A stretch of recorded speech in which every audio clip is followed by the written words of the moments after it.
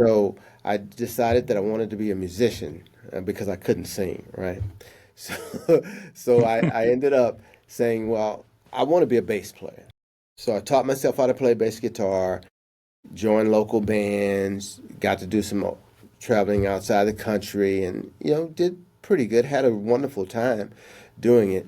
In the meantime, while going in the studio recording some of our original albums, I was able to get introduced to recording engineering. And that really intrigued me, like all the knobs and the faders and all that stuff. And I got really interested in the technical aspect of music. So I decided I wanted to learn that, and I went to school at the University of Sound Arts for record production and music. And then I went to Long Beach City College for engineering, recording engineering and music production.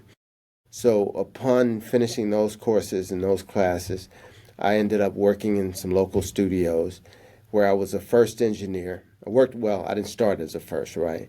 You start sort of as a runner, you work your way up to a second, then you work your way up to a first, right? So I ended up being a first engineer and was doing okay, but they wanted me to work like the midnight shift to early in the morning, like 6, 8 in the morning, and I really wasn't feeling that because at that time got a brand new baby girl, and so I said, I really wanted sort of a regular kind of job, right?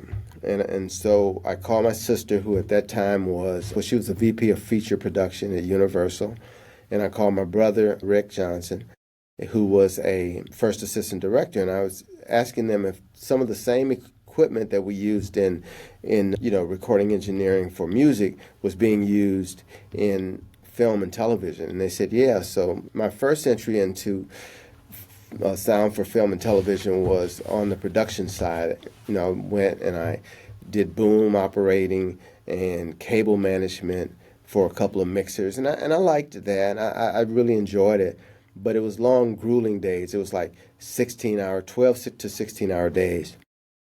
And they started to want to go outside of the state and go to these different places. And like I said, because I had a brand new baby girl, I didn't really want to do that. So I was looking for something that was a little more stable.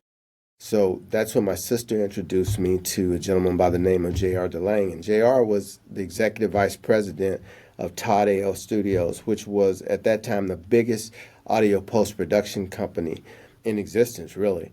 So I met with him. He took a liking to me. He put me in a weekend program where they were sort of giving us an introduction to sound editing for film and television, mostly television. Pushplaypods.com